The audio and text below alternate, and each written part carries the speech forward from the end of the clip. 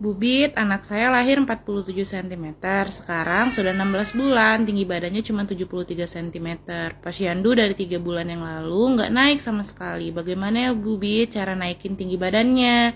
Nah, sekarang kita lihat dulu di tabelnya untuk usia 16 bulan itu seharusnya tingginya berapa. Karena ibunya komen di tabel anak laki-laki, jadi saya berasumsi bahwa anak ibunya laki-laki karena ibunya tidak sebutkan anaknya laki-laki atau perempuan.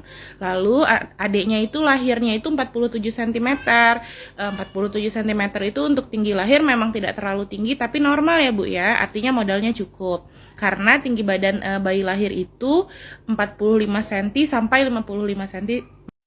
Dan sekarang adiknya tingginya 73 cm, katanya usianya 16 bulan. Kalau di garis bawah yang aku garis bawah ini di kurva, 16 bulan itu harusnya di minus 2-nya aja 75, adiknya 73, artinya cukup pendek ya, artinya tinggi badannya menurun nih dari lahir. Karena waktu lahir adiknya nggak sampai di bawah minus 2, begitu ya Bu. Nah, jadi sekarang yang Ibu perlu perhatikan apakah berat badan adiknya ini bertambah atau stuck.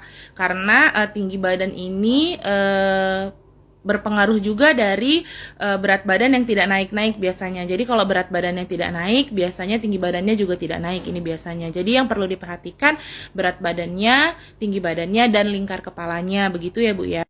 Terus sekarang artinya ibunya harus rajin posyandunya, jangan bolong-bolong.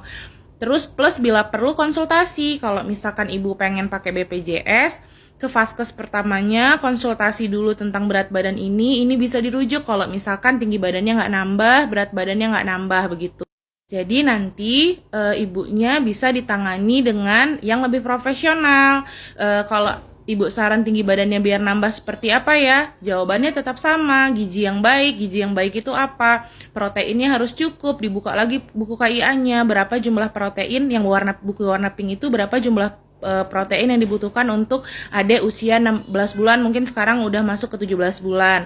Lalu tidurnya adiknya kalau bisa jam 8 itu sudah bersih semuanya, udah ready untuk tidur.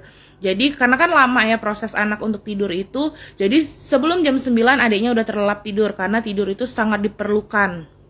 Nggak ada begadang ya, karena untuk naikin tinggi badan dan berat badan tidur harus cukup. Lalu aku boleh saran, ibu boleh konsultasi ke dokter anak. Jadi nanti udah sudah di treat khusus buat anak ibu aja, dicari masalahnya di mana, kenapa berat badan dan tinggi badannya tidak bertambah. Siapa tahu ada masalahnya. Masalah itu macam-macam ya Bu, bisa masalah karena ada adiknya sakit, misalkan kita nggak tahu, atau ada masalah lain, misalkan masalah ibunya pemberian proteinnya kurang atau masalah tidurnya. Nah, kenapa perlu sekali konsultasi ke dokter anak? Karena mereka melakukan pemeriksaan bukan secara general seperti berdialog seperti ini. Kan kalau ini saya penjelasannya secara general gitu. Kalau misalkan ke dokter anak itu khusus untuk anak ibu aja gitu. Jadi dipantau khusus anak ibu aja. Semuanya harusnya kalau konsultasi ke dokter anak kita harus banyak tanya, bukan cuma tentang tinggi badan, berat badan, lingkar kepala, tapi motorik anaknya juga. Kalau misalkan kita banyak bertanya, dokternya insya Allah akan banyak menjelaskan. Ini ya, aku juga ngasih tahu ke ibu-ibu kalau misalkan ini kurang tinggi badannya, berat badannya, di posyandu sudah diberitahu oh ini kurang gitu, ibu-ibu berhak untuk mendapatkan rujukan. Karena kalau misalkan sudah di bawah minus 2 terus masalahnya nggak diketemukan, konsultasi saja ke vaskes pertamanya. Ini setahu saya ini berhak mendapatkan rujukan untuk konsultasi dulu ke dokter spesialis anaknya gitu.